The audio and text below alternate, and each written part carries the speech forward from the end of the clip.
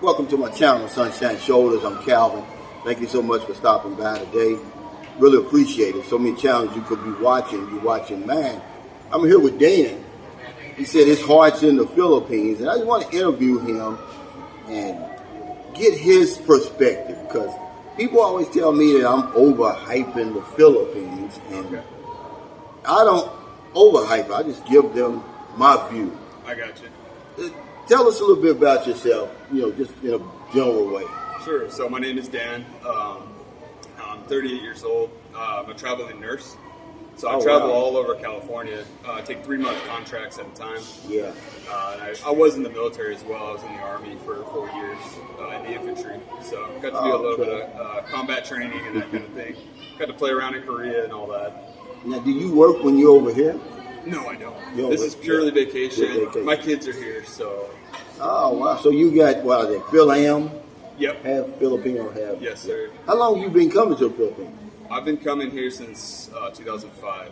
Wow. So he's got more experience than me, because I was asking him before we started filming this. I was like, well, how the hell did you even find out about coming over here? Who told you? Well, I guess the military. Yes. So I was stationed in Korea for a year. I met this Filipino woman when I was stationed there. Yeah. Well, what ended up happening was I ended up going back to Texas after my year in Korea. She ended up going back to the Philippines. Right. I ended up getting that call, a couple of weeks later. Oh, by the way, I'm pregnant. So, yeah, that was pretty tough to hear as a 20-year-old guy. I was pretty young when I heard that news for the first time. How old are you now? I'm 38. 38. Wow, Yes, that's young. Yeah. You said something to me that kind of caught me off guard. He's been coming here for 17 years, but he travels to Thailand too, and you said that the Philippines is your choice. 100%. Which kind of caught me off guard, because most young guys, they say, oh, Thailand because of the infrastructure. Kind of tell me about the infrastructure here in Cebu without comparing it, though. Okay. Just tell me about it. Okay. And it's hard for me to do that just because I literally just came from Thailand, just a few days ago. So I know Thailand is modern. Tough. Yes. But I mean, just talk about Cebu, because... And I've spent a lot of time in Cebu, too. And I lived in Cebu. I had a business in Cebu as well. So, I would say Cebu is great as far as, living-wise, right? Like, if you wanted to buy a condo or an apartment or a house or any of that kind of thing, if you want to do that and you want to buy a motorcycle or a car, you can do all of that and you can get around just fine. I mean, you're going to have traffic just like you would in any other big city in the world, So it does pay to shop around and maybe stay just a little bit on the outside of town sometimes. But other than that, I mean, you can get around.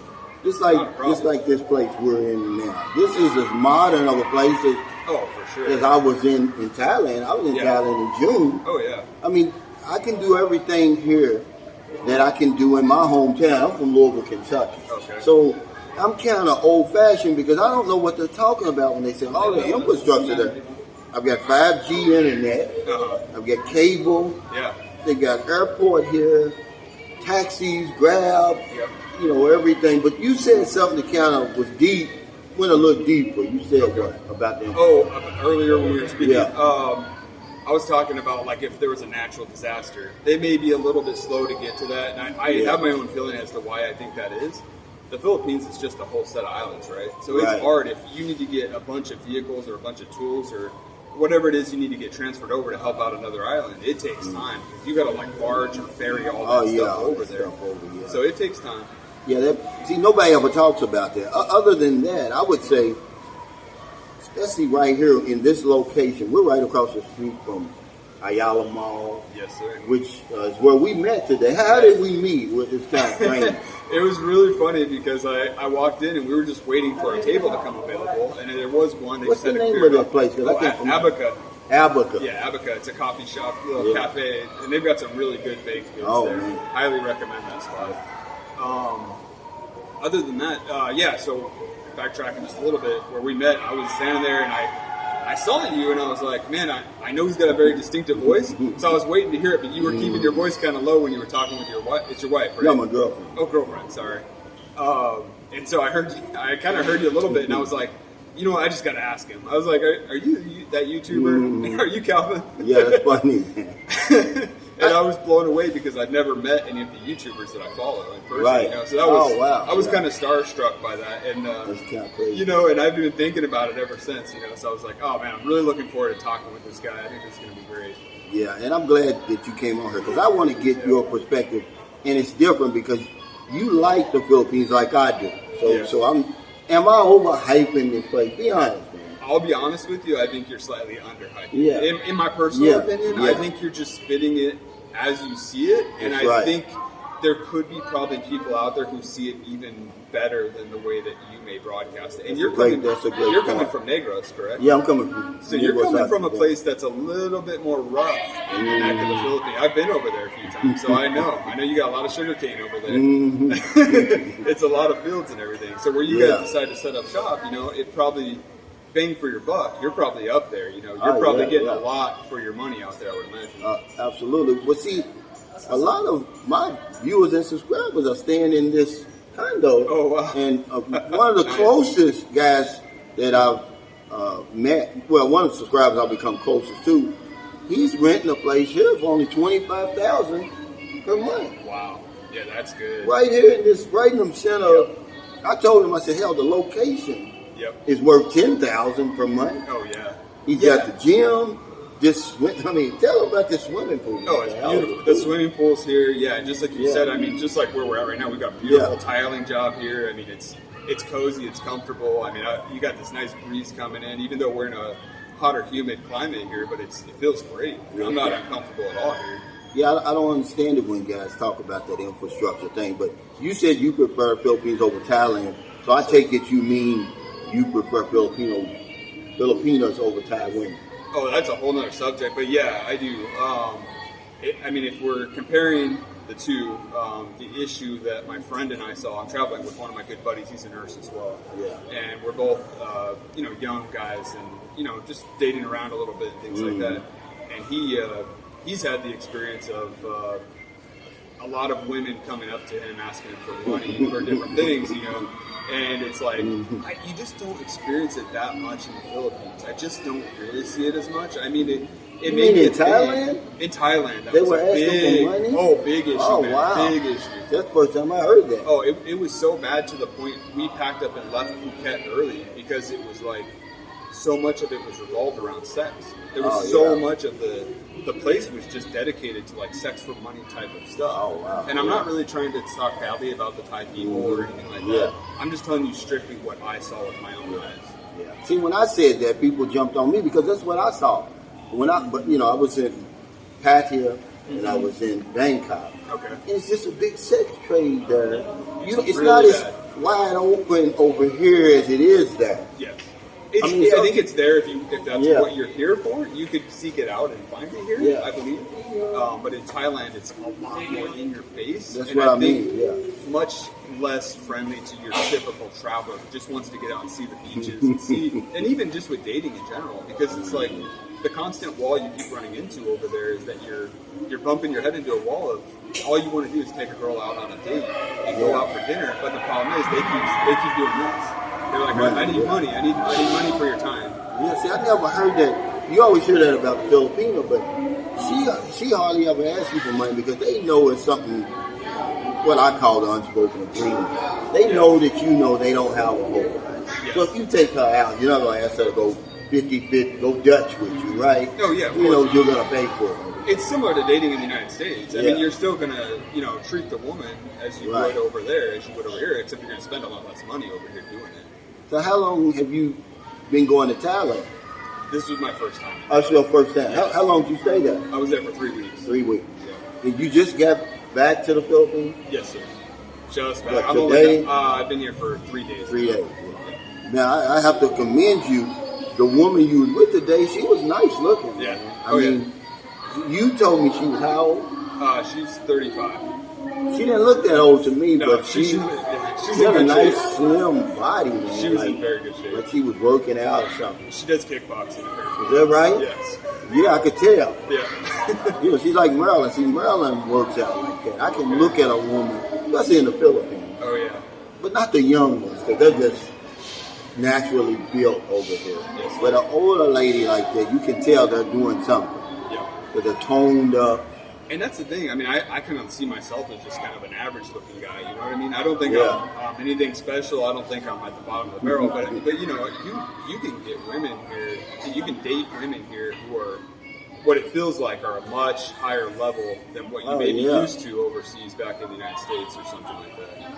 Oh, absolutely. I mean, that's one of the keys. Well, not one of the keys, but what I want to say.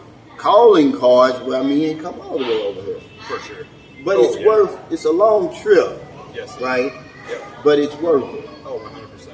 I would recommend it to anybody who, especially single men, that's probably the number one. But I've met plenty of single women as well traveling through from the United States that just love the beaches and love the people. The generosity of the people here is something to be spoken about on a totally other episode. You know what I mean? It's just on a different level. You can't find that anywhere else in the world, in my opinion. Well, man, either, but people think I'm lying. See, I'm glad you came on here, man. I want to thank you because I don't get a lot of guys. A lot of guys that come to see me, man, they're over here on some type of veil of secrecy, and I don't understand it. It's a red flag to me. I'm like, why would you come to a place like the Philippines and hide? Oh, yeah. Why you don't have to do that. There's nothing to be ashamed about. This isn't Soy 6, Walking Street. Yeah. This isn't that. Well, I can tell you my experience with walking down Walking Street. I went down Walking Street and I walked right back off of Walking Street because I just didn't like it. It just wasn't very fun to me. I mean, the loud music, the blasting ears. I mean, maybe if I was 16 or 18 years old again, you know what I mean? But no, I didn't like that at all. I didn't even go into any of the clubs or anything. Yeah, that's a different type of tourist who goes around that kind of stuff. Because I didn't enjoy it, but it was a spectacle for me. Okay. I just wanted to see it. Yo, me too. Because I heard so much about it. I checked that one off the list and I'm not going back. I'm not going back. I wouldn't do that again. Yeah. But one thing I will say to you, I don't mean to interrupt you, but one thing I will say is the prices of food and the prices of like transportation and hotels is very cheap in Thailand. So I think, you know, for the more budget traveler, I would say, you know, you might save a little bit of money going to Thailand.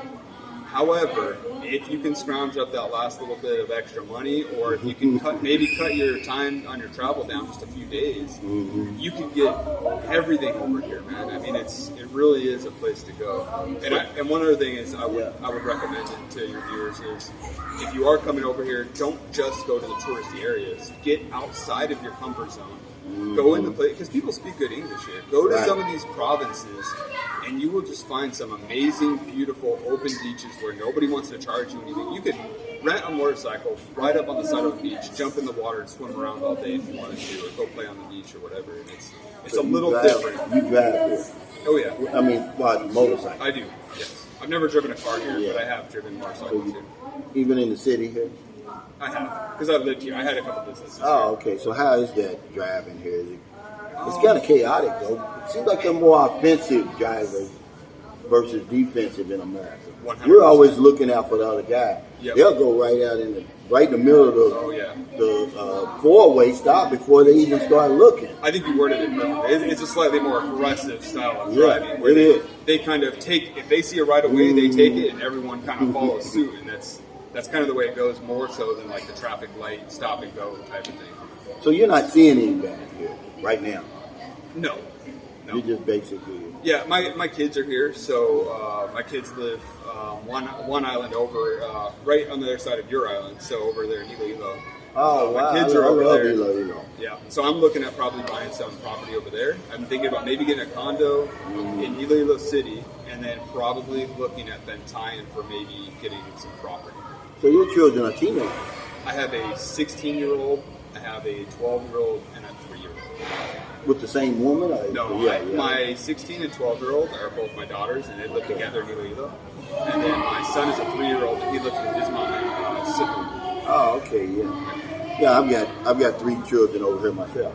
Well, 2 now because my other son, he's in America now. With his mother. I think I remember seeing that. Yeah, he just left March. Okay. He's having a hard time too. Oh, really? Because he grew up. He'll be 12 in November. Okay. And he grew up here.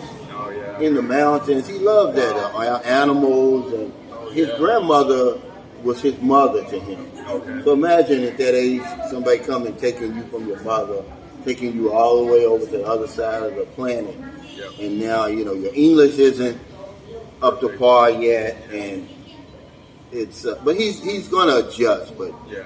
I told him, I said, one day you're gonna thank your mother, because your mother knows best. Yeah. It may not seem like that right now, but yeah, he's. There are good working opportunities over there. Yeah. And that's part of the reason why I want to do this sort of half retirement type of lifestyle is what I'm looking into. Getting some property over here so I don't have to pay for, to rent a hotel or anything like that. And in that way I can just come over here for 6 months and do 6 months of contracts of nursing over the U.S.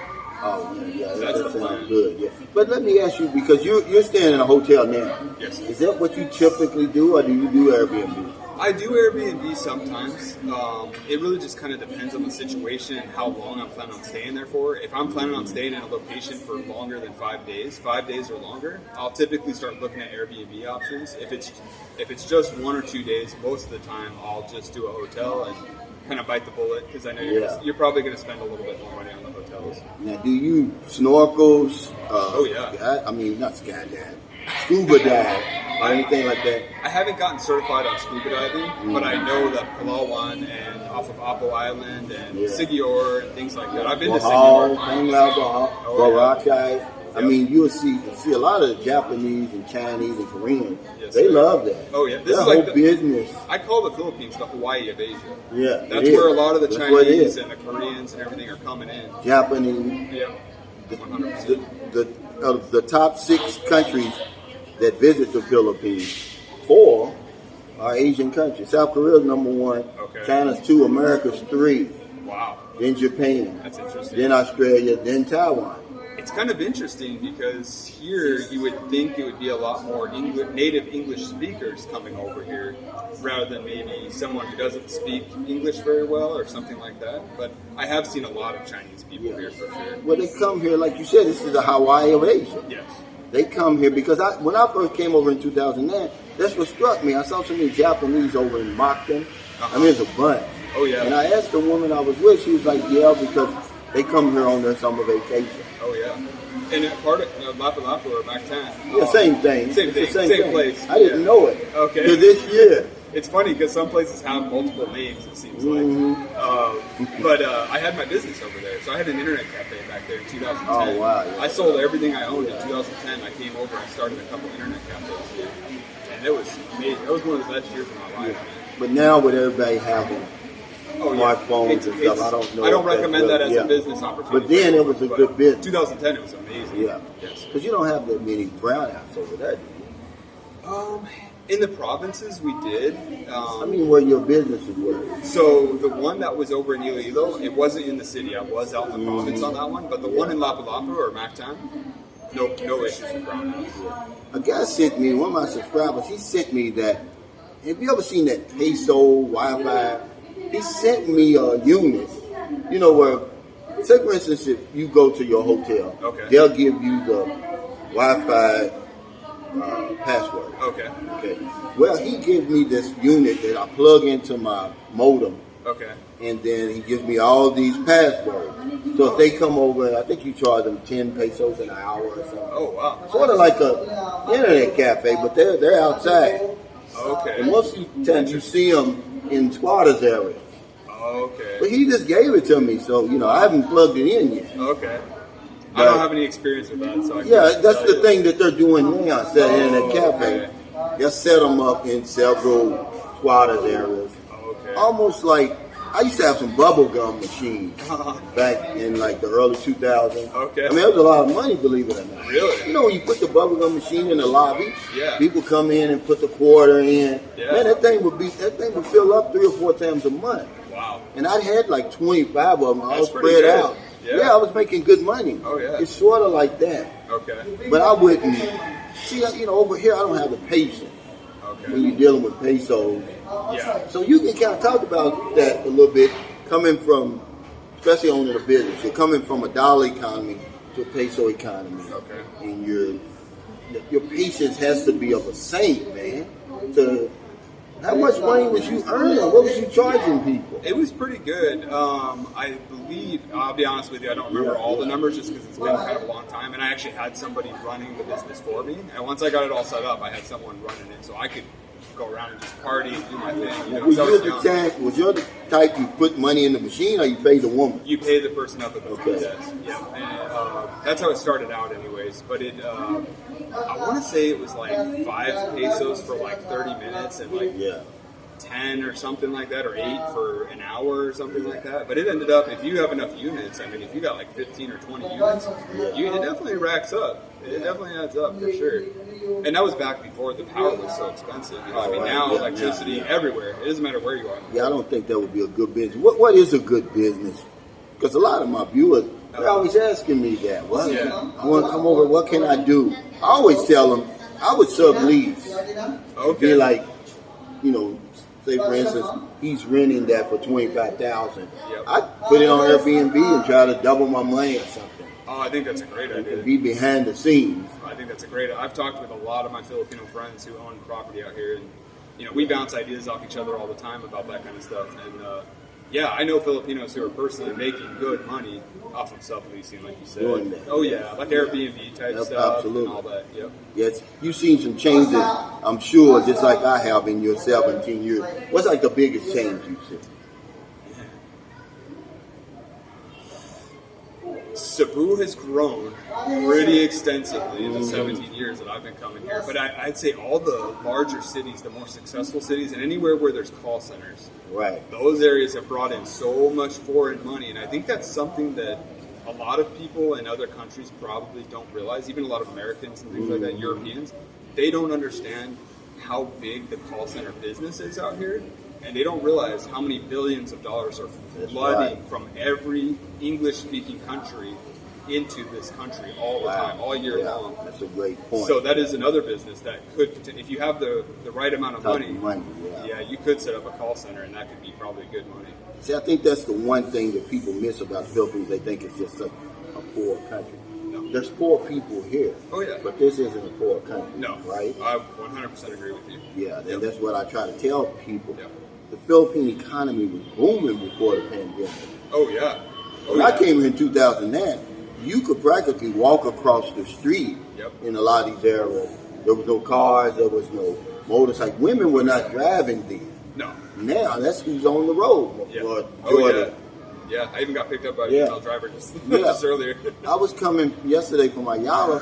There's a woman pulling in with a big Mercedes SUV. Oh wow, nice. Brand new, I'm saying. Yeah. I'm like, wow. They The got- money is a lot bigger here than It people is. might realize. And It you know, is. Chinese are very smart when it comes to business, and they are definitely they've been moving in over the years. These South Koreans Oh, as well. absolutely. Mactan almost is completely ran by South Koreans. I mean, Yeah, they've got yeah, all yeah. kinds of businesses out there. I heard that English City's the same way. I've never been. I've Have never you to English never City? been there before. Yeah, it's not my thing, but Yeah. they Not my say it's style. more than just the sex trade.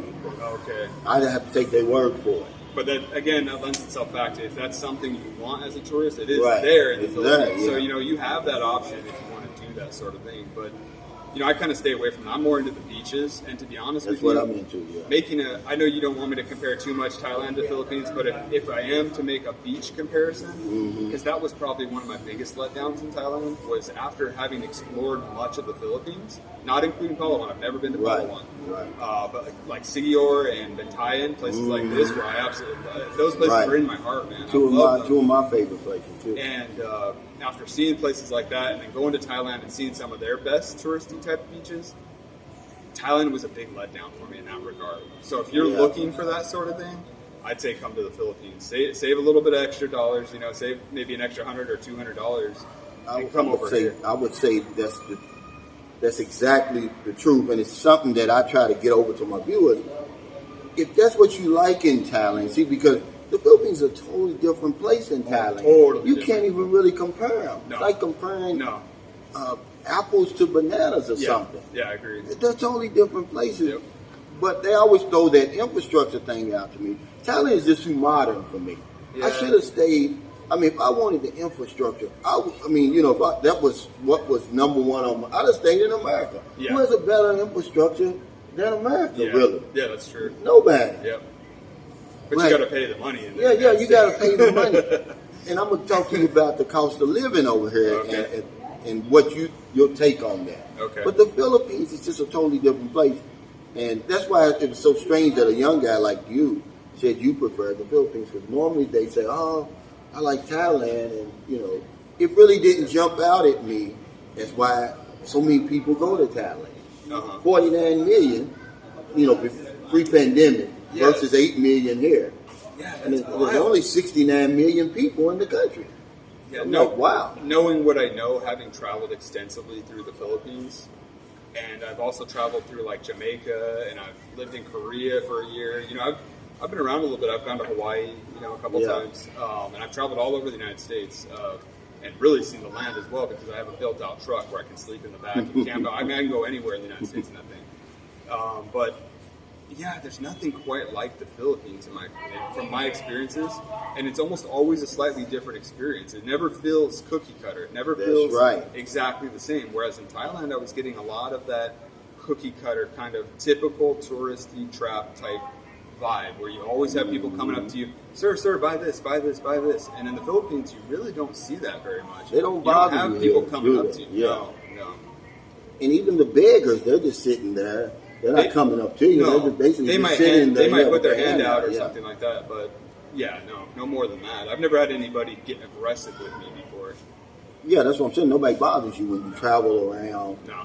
They may stare at you, but other than that, they don't bother you. I mean, I'd say it's actually quite the opposite. I've had people come up to me and just want to have a conversation with me, especially when you're in a rural place where most Americans or Europeans or whatever are not traveling to.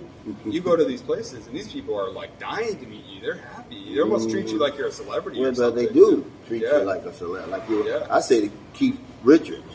The first time I came, I felt like Keith Richards. Yeah, I did. I said Michael Jordan, but because man, I had you were talking about women earlier and the quality of the woman over here. And, me and you, we're not going to win beauty contest. No, but these are genuine. These women are genuine. See, people that watch my channel, they don't think that women are genuinely interested in you. So they are.